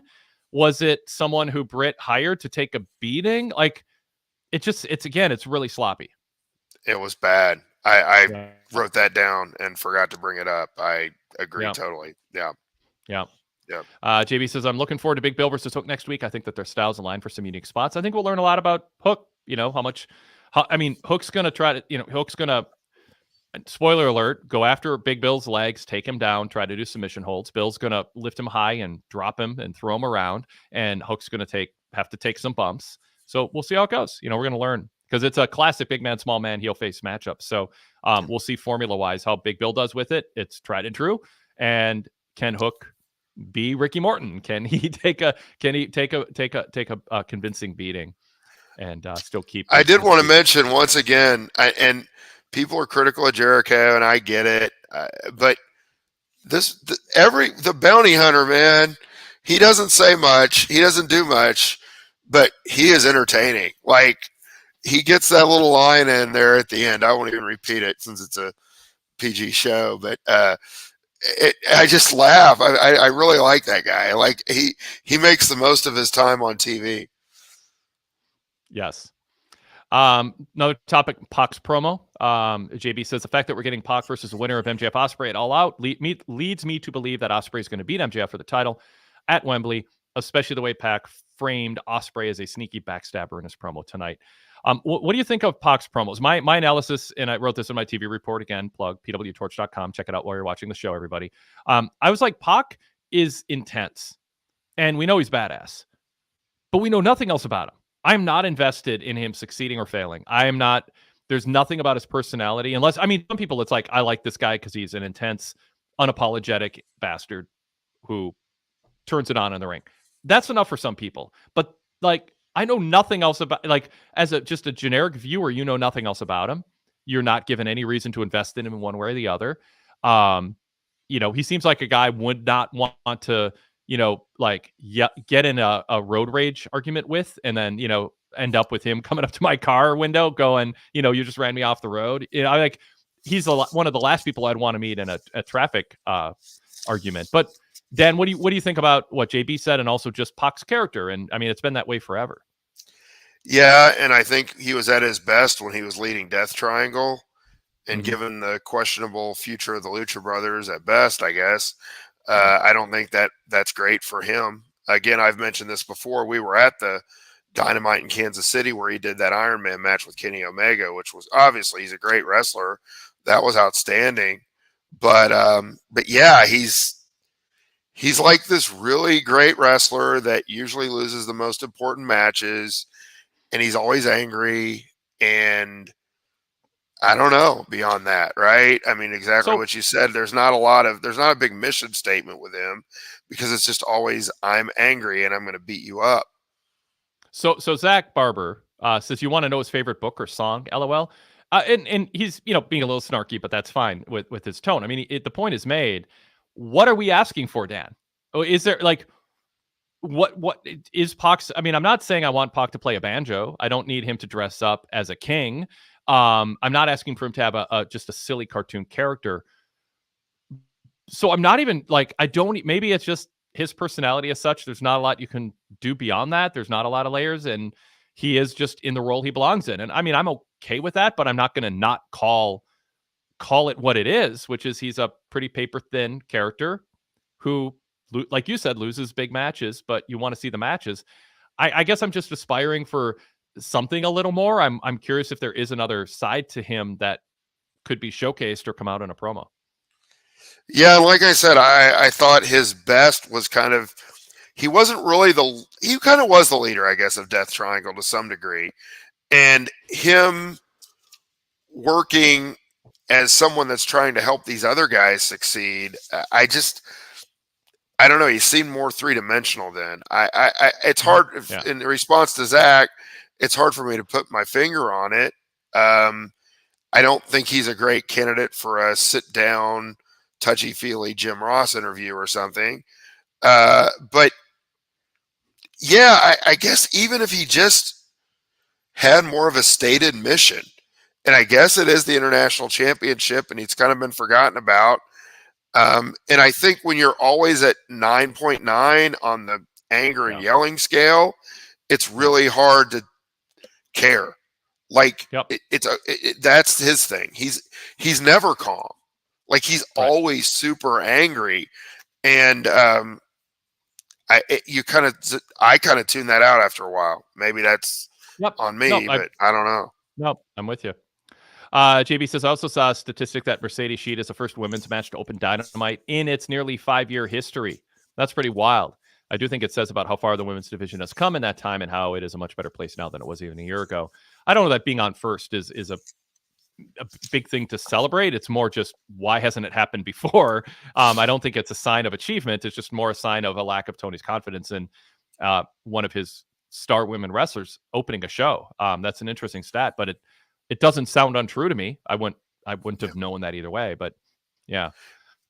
And I think exactly what you're saying, Wade, because just to be totally honest, occasionally he's going to put them in the main event to get credit for putting them in the main event when they weren't maybe up to par with the men on average. And then they're usually going to put them in the death spot. And you never think, I'm going to put them on first, even though that's one of the more important parts of the show, because I'm not going to get any credit for that. So it's kind of, it took too long, but okay. I don't think that anyone went in there tonight that's saying, oh, we're going to put them on first and we're going to get credit for it for being, giving equal opportunity or whatever. Yeah.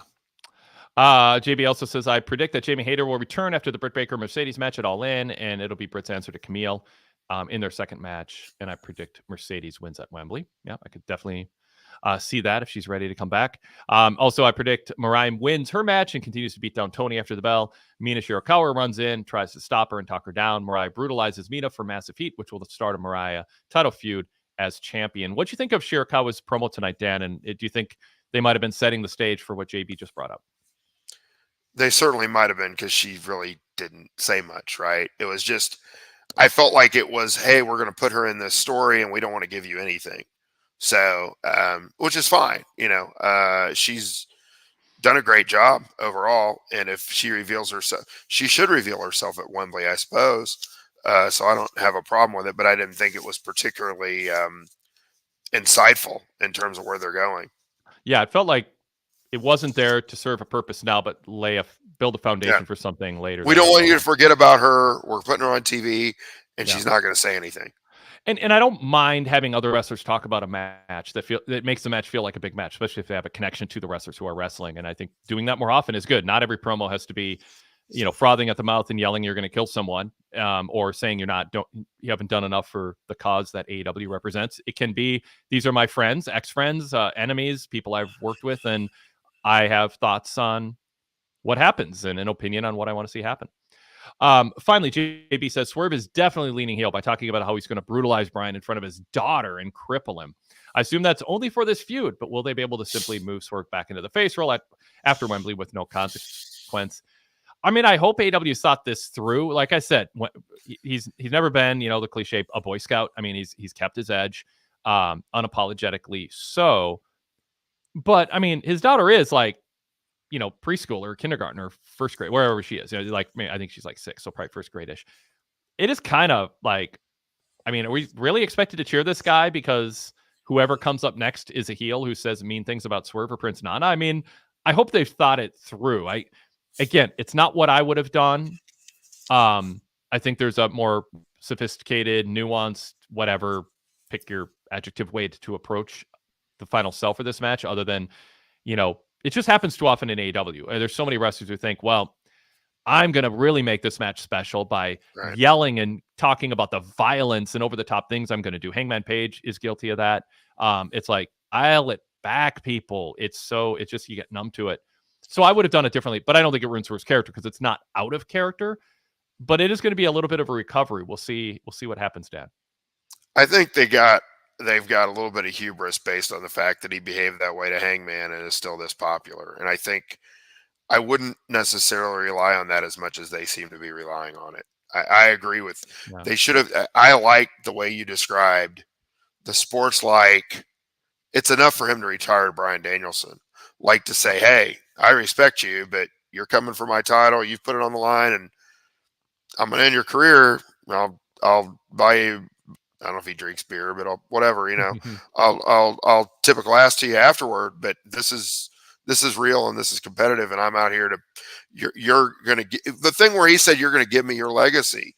Like that was great. That's a little heelish, but it's believable, and it's like that he would want that. But this, I'm gonna, I'm gonna give your child nightmares for years or whatever. I don't care. You don't for have to that. go there. Yeah. The selling point too of much. this match. Yeah, the selling point of this match last 2 weeks was Bryan might retire, and Swerve is going to make part of his legacy that he retired Bryan Danielson. You don't need to talk about his daughter. You don't need to talk about crippling him. You don't need to talk about killing him. That's like, honestly, I'm going to retire Bryan the Legend Danielson, and that's going to be what I build my resume on. And I might fight a little dirty to make it happen because that's what I got to do. That's understated, and Dan's giving me a thumbs up. That to me resonates a lot more than the frothing, yelling at the mouth, "I'm going to cripple you in front of your 6-year-old daughter." It's and why I say AEW sometimes is booked like a 3rd and 4th grader sit down on fantasy book out promos with no restraint, and whether it's the blood and guts match with a set them on fire thing or these promos, it's like it's so much more effective when you understate some things. Yeah. Yep. JB concludes, as always, love the show and go VIP. I agree. Everybody go VIP. We have a, can I get this graphic up? Yes, there's a full VIP membership, PWTorch.com/go VIP. I'll be recording The Fix with Todd Martin tomorrow. Our shows usually go like 4 hours. We do a couple hours in current events, a couple hours of awesome mailbag questions. Greg Parks Out Loud is a really cool feature. He bases his weekly podcast around his feature column in the Pro Wrestling Torch newsletter every week. We do our post-event PLE pay-per-view roundtables. You can go back and listen to 20 years worth of them on demand if you get a full VIP membership. The Wade Keller Hotline includes news updates, plus my review of Dynamite, Raw, and SmackDown every week. So if you don't see the shows and you want a 15 to 20-minute quick summary with my additional thoughts on it, that's the way to go. It will keep you up to date, so you don't have to spend 2 or 3 hours watching a show that maybe didn't fit into your schedule that week.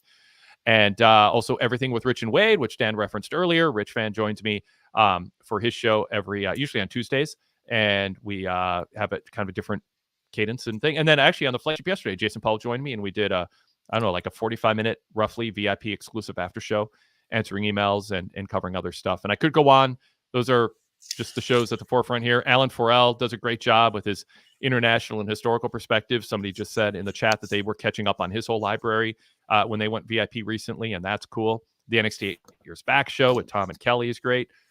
We cover Impact. We've got a weekly show covering Impact, and on and on. So go G1, VIP. That's just the podcast thing. G1. Your G1 coverage has been good. Yes, our new 7-star podcast just got a new I believe we just got the latest episode. Kelly and Chris just sent in their they cover the performance of all 20 men in the G1 Cinemax block stage, preview the playoffs, discuss New Japan teasing the youth movement that didn't happen in nearly an hour of that. So yeah, you can get a 7-day free trial if you just are interested in the podcast, and that also is the way to get it compatible with Spotify if you have that in your car or on your phone. And we're compatible with Apple Podcasts also if you sign up through Apple or a full VIP membership. Again, details on all the options at PWTorch.com/go VIP. Dan, thank you. Love talking wrestling with you as always. Fun conversation, and it was a great chat room email and video caller contributions too. Really enjoyed it. I will say, just to give you something to talk about in the future, when you're talking about Pac wrestling it all out, it made me think about, I'd kind of forgotten that Moxley and Orange was the main event at All Out last year. And they had a hard time refocusing on All Out after All In. Mm-hmm. And I don't really want to start another 20-minute conversation, but I feel like that probably is going to happen again this year. And it'll be something worth keeping an eye on. And so and I did have a full day of wrestling. I watched some G1 today before Dynamite. And so it's fun to talk about AEW with you. And I appreciate, again, the Torch's coverage of G1. I apologize. I have been traveling a lot and haven't been able to contribute this year, But I always appreciate being on with you, Wade, and this was a lot of fun. I appreciate the callers and everybody, emailers and chatters and all that. So sorry I lost my internet there for a minute. No, that was just fine. We're glad we got you back. All right, thanks everybody. So yeah, check out the flagship, Jason Powell, over on the Blue Logo Show. If you haven't subscribed yet and you're watching us on YouTube, just pull your phone out right now, search Wade Keller, subscribe, and listen to that podcast. Fun show. Jason's on with me every 3 weeks in rotation, with a variety of other co-hosts on the flagship. And if it's easier for you to listen to these shows in podcast format, that option is out there. Just search Wade Keller and also subscribe to the Red Logo Show. The cool part is that the podcast feed has content that isn't on YouTube. So there's exclusive content on there that you can't get here on YouTube. So even more reason to subscribe. But better yet, just go VIP. Get a 7-day free trial over at Patreon. Thanks, Dan. Thanks, everybody. And we will talk to you all next time.